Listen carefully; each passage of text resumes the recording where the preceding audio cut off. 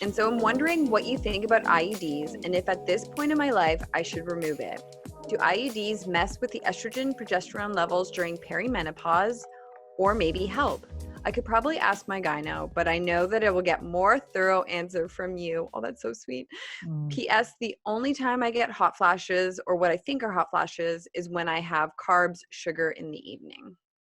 Yeah, this is I'm so glad that she had the courage to write this in and very happy to answer Mhm. it for you with the caveat that you do need to discuss this with your OBGYN. You do need to Right. discuss this with your primary, but what I can do is I can give you information, and I'm a big proponent of informed consent. Like, this is the thing that I find myself rallying around. And I was talking to my friend Sean Tassone. He's a OBGYN. He was just on the Mhm. podcast as well. And Mhm. we just went on this tangent around this method of fertilization, sterilization, not fertilization, sterilization, called Essure. And um, I just did like a Google search because I didn't actually know what it was. And when I found all of the complications, I'm like, how in the bloody hell has anybody Mhm. agreed? But it's because women are not being told. So Right.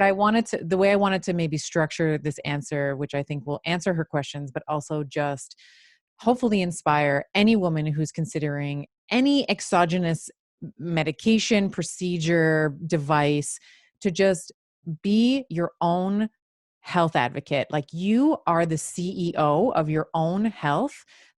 Whoever you're speaking to, whether it's your gynecologist or your medical doctor or whoever, Mhm. um, it is also like the stuff is not going in them, it's going in you. So you have to make sure that you are okay with all of the downside as well as the upside, because what we tend to do, as women, I find this is very true, we tend to divorce ourselves from the risks as we attach ourselves to the promise, right? It's like, well, Right.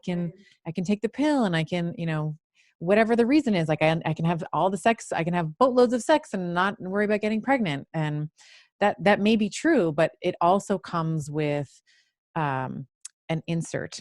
There's an insert warning. Mhm. So I just want you to be aware of the insert. And if you're okay with that, then I am here with my cheerleading pom poms, applauding you for your decision, as long as it's made from a place of informed consent. So, with that said, with IUDs specifically, there's two types. We have a hormonal IUD and a non hormonal IUD. The one that she's talking about, Mirena, is a hormonal contraception, so contraceptive method. So this is a synthetic form of progesterone. So it's not real progesterone. It's something called progestin, and it has the highest amount of progestin released. I think the FDA has approved it for 5 years of use, Mhm. and 52 milligrams of progestin releases about 20 micrograms a day. The non-hormonal equivalent would be the copper IUD. So this is where you have to work with your OBGYN, because some people do like really well with copper and IUDs, like they're fantastic. And for other people, it's like a disaster. So you really do have to figure out which one is best for you based on like your nutrients, like zinc plays an important role, your hormonal status, age, all these kinds of things. Now, I don't know why she was put on the pill. She didn't mention that in the question.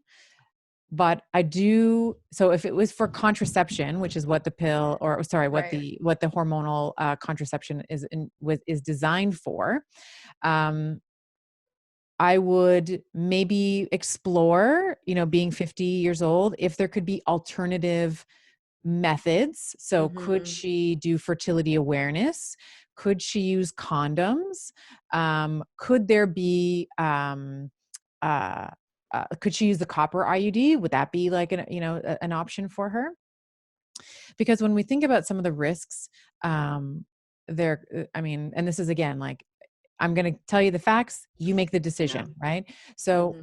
one of the biggest problems that we see, number one, just with the progestin, like the artificial progesterone, is that it decreases the cortical thickness of the brain. So again, we've been talking about like promoting healthy brain aging. Mhm. We want the brain, this is the organ you want big, thick, juicy. We don't want to decrease cortical thickness. It what we see with progestin is that there is an increased risk of depression, and there's increase in something called reward seeking behavior, meaning that she's more likely to seek out or more likely to become addicted to other things. So like binge drinking or risky behavior. There's also with progestin, 3 times higher the risk of suicide in women on progestin than those who've never been on it. So these are not, just like lackadaisical side effects, like, oh, it's just going to hurt a little bit when it goes in. These are like real neurological changes in the brain. So I want her to just understand that. Couple other things. So when the IUD is being inserted, there is a risk that you can perforate the uterus, meaning that you can tear the uterine lining as it's going in. So this is going to lead you to, like, there can be all sorts of complications, not only infection, but internal bleeding. So you want to be concerned about that. Your uterus can also completely reject it, and like it can expel the IUD. So if No you've thanks. ever, Like, no thanks. it's like, get this shit out of here. Yeah, it's totally that. So if you've ever had a child, you know what labor, like that, that Yeah. labor, those contractions of the uterus, those can be replicated either around the time of your period or throughout the cycle. And then the increase of breast cancer is the other concern that I would be just bringing up. So when we look at, I'll put the link in the show notes, but New England Journal of Medicine looked at almost 2 million women aged 15 to 49 years old, hormonal contraceptives, so the pill, Mirena, found that they were at an increased risk of breast cancer, and that risk was around 20%. So again, statistically significant. So this is why I would say, so if she went on the pill or went on the IUD for the purposes of contraception, can we think about using the daisy? Can we think about fertility awareness methods or condoms, or just abstaining from penetration around the time where she's fertile? And if she went on it because of maybe acne or really heavy periods or some other off-label use of it, can we work with her nutrition, with her movement, with her lifestyle, with her, maybe looking at her environment to see where there may be toxins that are causing the abnormal menstrual cycle? Because we know that your menstrual cycle is basically your report card. It's how you're doing. It's like your hormonal report card every month.